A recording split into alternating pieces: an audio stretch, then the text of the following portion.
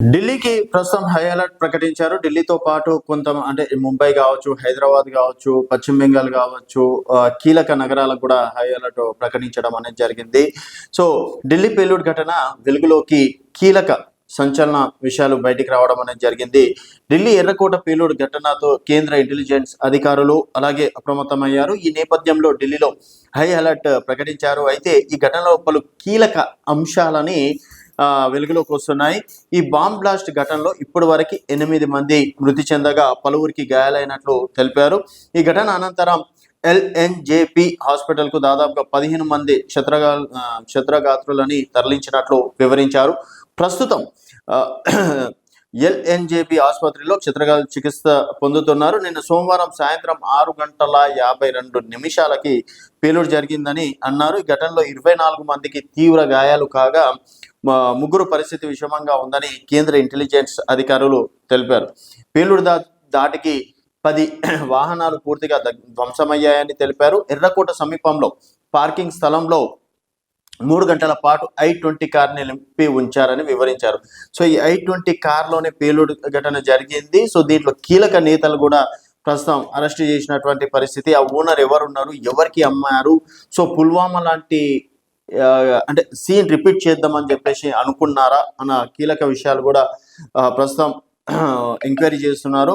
So నిన్న మధ్యాహ్నం 3:19 parking స్థలంలో ఉంచినట్లు గుర్తించారు. I-20 కార్ నిన్న సాయంత్రం 6:48 పార్కింగ్ స్థలం నుంచి బయలుదేరిందని తెలిపారు. ఆ తర్వాత కొద్దిసేపటికి పేలుడు సంభవించిందని పేర్కొన్నారు. సో దాదాపుగా మధ్యాహ్నం 3 గంటలకు పార్క్ చేసినటువంటి కారు 6:48 పార్కింగ్ స్థలం నుంచి తీసుకెళ్లిన కొద్దిసేపటికే ఈ బాంబ్ బ్లాస్ట్ కావడం అనేది కూడా జరిగింది. అలాగే ఢిల్లీ ఎర్రకోట పేలుడులో ఉపయోగించిన కారు గురుగ్రామ్ ఆర్టీఓ వద్ద రిజిస్ట్రేషన్ చేశారని వెల్లడించారు. ఈ కారు HR26CE7674 రిజిస్ట్రేషన్ నెంబర్తో ఉందని తెలిపారు. ఈ కారు మొహమ్మద్ సల్మాన్ అనే వ్యక్తిని అరెస్ట్ చేసి విచారించామని తెలిపారు. I-20 కార్ని తారిక్ పుల్వామా నివాసి అయినటువంటి అమ్మేసినట్లు మొహమ్మద్ సల్మాన్ తెలిపారని అన్నారు. అయితే ఈ ఘటనకు కారణమైనటువంటి కారులో ఉన్న వ్యక్తి వైద్యుడైన మహమ్మద్ ఉమర్ అయి ఉంటాడని అధికారులు అనుమానిస్తున్నారు. ఆయనకి షరీదాబాద్ మ్యాడుల్తో సంబంధాలు ఉన్నట్లు భావిస్తున్నారు కేంద్ర ఇంటెలిజెన్స్ అధికారులు. ఎర్రకోట వద్ద భారీగా పోలీసులు మోహరించారు. కాంగ్ బ్లాస్ట్ పేలిన సంఘటనలో క్లూస్ టీమ్స్ ఆధారంగా వివరాలు సేకరిస్తున్నారు. ఎర్రకోట పరిసర ప్రాంతాల్లో పూర్తిగా మెట్రోలను మూసేశారు అధికారులు.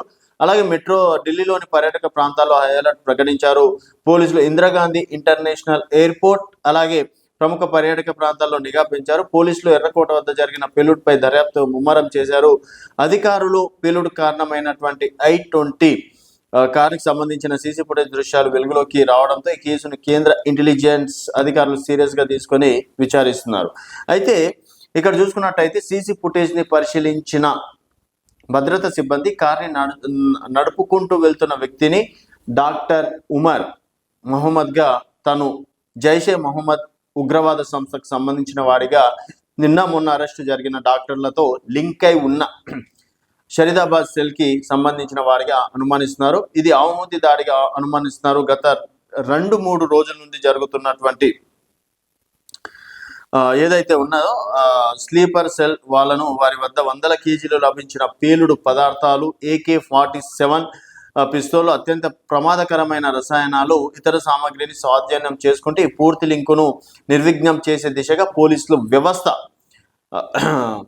పనిచేసిన సమయంలో డాక్టర్ ఉమర్ అహ్మద్ తను దొరికిపోయే ముందు ఏదో ఒక పెద్ద పేలుడును చేసి అధిక మొత్తంలో ప్రాణ నష్టం జరపాలని తొందరపాటులో సూసైడ్ బాంబర్గా మారి ఘటన జరిపి ఉంటాడని అనుమానిస్తున్నారు. అలాగే గత 2-3 రోజుల నుండి పోలీసులు దేశవ్యాప్తంగా దాడులు జరుపుతూ ఈ నెట్వర్క్ను దాదాపు నిర్వీర్యం చేశారు. ఒకవేళ టెర్రరిస్టుల ప్లాన్ పూర్తిగా జరిగి ఉంటే వేల సంఖ్యలో ప్రాణ నష్టం జరిగి ఉండేదని అనుమానిస్తారు.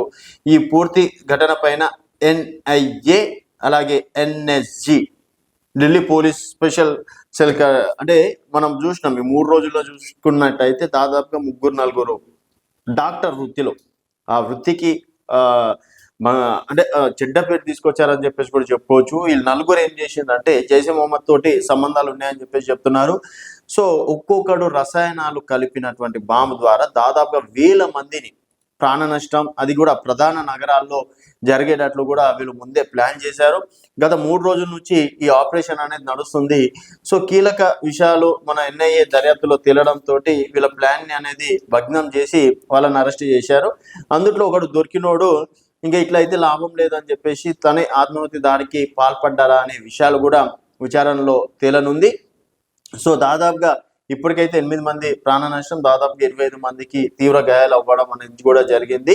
సో ఈ నెట్వర్క్ ఎక్కడి నుంచి వచ్చింది, ఇంకెవరు ఉన్నారు, సో వీళ్ళు డాక్టర్లు అయ్యేది దీనికోసమేనా అన్న విషయాలు కూడా పోలీసులు ఎంక్వైరీ చేసినటువంటి పరిస్థితి. మళ్ళీ కేవలం వీళ్ళు ఢిల్లీ, గుజరాత్, హైదరాబాద్లోనే ఉన్నారా, ఎక్కడైనా వేరే ప్లేస్లలో ఉన్నారా అనేది పోలీసులు ప్రస్తుతం వారిపైన విచారణ కొనసాగుతుందని చెప్పేసి కూడా చెప్పుకోవచ్చు.